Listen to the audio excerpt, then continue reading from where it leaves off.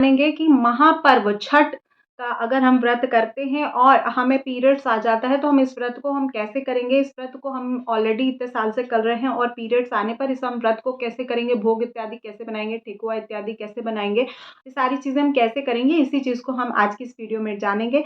तो आप सभी को महापर्व छठ की बहुत ढेर सारी शुभकामनाएँ। छठी मैया का आशीष आप सभी के जीवन में बना रहे, ऐसी मनोकामना करती हूँ। और अगर दोस्तों आप चैनल पर पहली बार विज़िट करें, तो प्लीज़ चैनल को सब्सक्राइब कर लीजिएगा। वीडियो और जानकारी कहीं पे भी किसी भी रीज़न पे अच्छी लगे तो लाइक शेयर ज़रूर कीजिएगा। देखिए, पहला दिन क्योंकि छठी मैया का जो व्रत होता है ना, ये शुद्धता बहुत विशेष ध्यान रखनी होती है, ठीक है?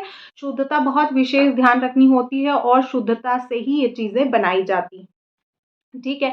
तो देखिए पहला, दूसरा, तीसरा दिन, 3 दिन तक तो आप कोई भी चीज़ नहीं छू सकते। पहला, दूसरा, तीसरे दिन अगर आप बाल धो के काम कर सकते हैं, मतलब भोजन इत्यादि बना सकते हैं, क्योंकि शास्त्रार्थ भी है कि तीसरे दिन आप बाल धो के जितने भी देवी-देवता हैं, उनके लिए भोजन इत्यादि बना सकते हैं।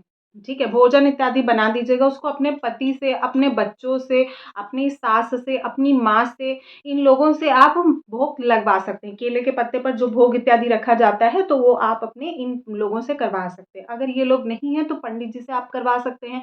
पंडित जी भी नहीं मिलते हैं क्योंकि पंडित जी इस टाइम बहुत बिज़ी होते हैं, तो उनकी वाइफ़ से भी करवा सकते हैं। ठीक है? तो आप उनको बुला लीजिएगा और उनसे विधिवत भोजन निकलवा लीजिएगा, जैसे आपके यहाँ कुल परंपरा होगी। लेकिन पहले दिन और दूसरे दिन आप भोग भी नहीं बना सकते। ठीक है, तो अब प्रश्न आता है कि दीदी आप मना करती हैं पहले दूसरे दिन, क्योंकि छठी मैया का जो व्रत और पूजा जो भोग बनता है ना, वो बहुत शुद्धता से बनता है। इवन जब भोग बनता है तो लोग बात नहीं करते, थूक निकल आता है, बाल को एकदम अच्छे से बाँध के और सर को कवर करके एकदम चुनरी रख के भोजन जो भी हम लोग प्रसाद बनाते हैं, ठेकुआ इत्यादि, बहुत साफ-सफाई का बहुत ध्यान रखना होता है और बाल को तो पूरा एकदम बाँध के ही रखना होता है। तो इतनी शुद्धता में अगर पीरियड्स जैसा अशुद्धता हो जाएगा तब तो बहुत दिक्कत होगी। तो पहले दूसरे दिन अगर आप नहीं कर पा रहे हैं तो आप क्या कर लीजिएगा, फल चढ़ा दीजिएगा। ठीक? जो लोग नहीं बना पाएँगे, नहीं आप अपने लिए बना के खा लीजिएगा, लेकिन वो सही से शुद्ध साफ में हो, ठीक है?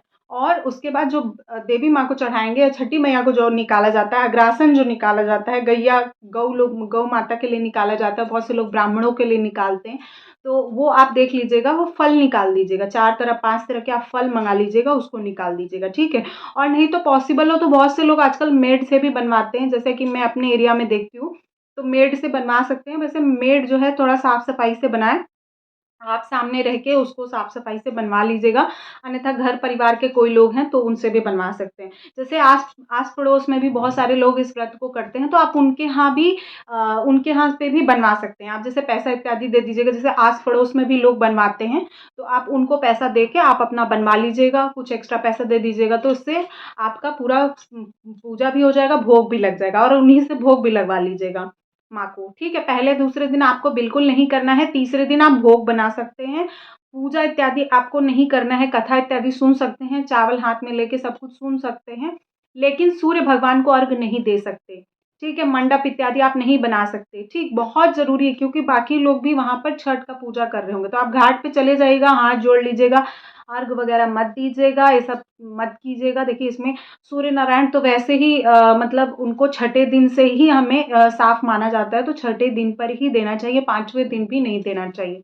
ठीक है? तो इस तरह से आप देख लीजिएगा, आप सभी को इस तरह से आप कर लीजिएगा, ठीक है? अगर आपके यहाँ पर कोई नहीं है, तो आप जल किससे दिलवाएँगे? आप अपने बच्चों से दिलवा सकते हैं, आप अपनी सास से दिलवा सकती हैं, आप अपनी माँ से दिलवा सकती हैं, अपनी ननद से, अपनी बहन से, अपने पति से, जो भी आपके परिवार के लोग हैं, आप उनसे दिलवा सकते हैं। अगर कोई नहीं है, आप जैसे फ्लैट में रहते हैं, आजकल न्यूक्लियर फैमिली हो गई, कोई नहीं है, तो जो दूसरा व्रत कर रहा है, आप उनसे भी दिलवा सकते हैं।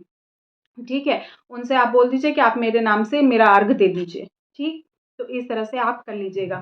जो पीरियड्स का जो प्रॉब्लम है, ये देखिए ये सबके साथ होता है, कभी न कभी हो ही जाता है, छठ पर्व में आ ही जाता है, तो इस तरह से देख लीजिएगा। जो लोग कोसी भरने वाले हैं, जिनके यहाँ पर पुत्र हुआ है, जिनके बच्चों की शादी हो रही है, बहुत से लोग घर लेते हैं, फ्लैट लेते हैं, तो वो भी छठ में कोसी भरते हैं।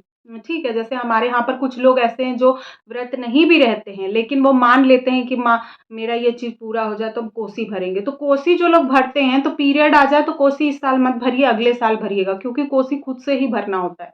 ठीक है? भविष्य पुराण में इसका व्यापक वर्णन किया हुआ है कैसे कोसी इत्यादि भरना चाहिए और कोसी इत्यादि भरने का बहुत ही फल प्राप्त होता है, बहुत ही पुण्यदायी फल प्राप्त होता है, ठीक है?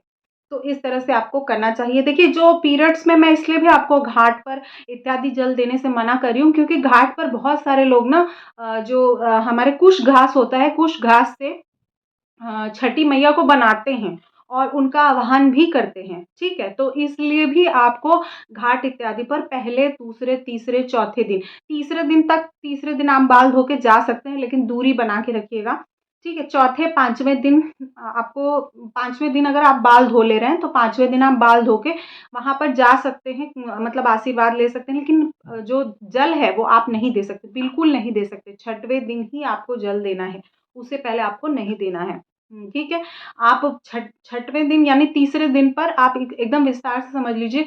आप तीसरे दिन अगर आप बाल धो लेते हैं, पहला दिन, दूसरा दिन और तीसरा दिन, ठीक है? तो तीसरा दिन अगर आप बाल धो लेते हैं, तो बाल धोने के बाद आप भोग बना सकते हैं, ठीक है? कोसी सजा सकते हैं और जो डाला सजता है उसमें जो ऐपन वगैरह लगता है चावल का, हल्दी का, वो सब आप कर सकते हैं, सारा टीका कर सकते हैं, ठीक है? सिंदूर लगा सकते हैं, सब कुछ कर सकते हैं। सिंदूरे से सिंदूर नहीं लगेगा, जो अलग पैकेट का सिंदूर होता है वो सिंदूर लगा सकते हैं, ठीक? इस तरह से आप कर सकते हैं।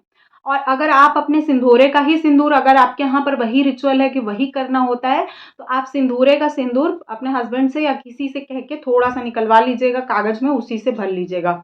ठीक, लेकिन सिंदूरे को छठवें दिन ही छुआ जाता है। बहुत से लोग पूछते हैं कि दीदी सिंदूरे को हम कितने, ऐसा कुछ नहीं है, सिंदूरे को हम छठवें दिन ही छुएँगे, उससे पहले हम उसमें से सिंदूर नहीं भरते हैं। और छठवें दिन क्या, वो मतलब कोई भी पर्व हो, तीज हो, त्योहार हो, कुछ भी, तो छठवें दिन आपको, क्योंकि वो बहुत सारी पूजा में साक्षात हम लोग सिंदूरा ही रखते हैं और उसकी पूजा करते हैं। जैसे महालक्ष्मी पूजन होता है, 16 दिवसीय महालक्ष्मी पूजन होता है, ठीक है? सोमवती अमावस्या की पूजा होती है, बहुत से ऐसे पर्व होते हैं, वट सावित्री, उसमें हम लोग वही सिंदूरा यूज़ करते हैं, ठीक है? उसके अलावा तो आने-जाने में तो अलग तरीके का सिंदूरा है, वो यूज़ करना ही करना है।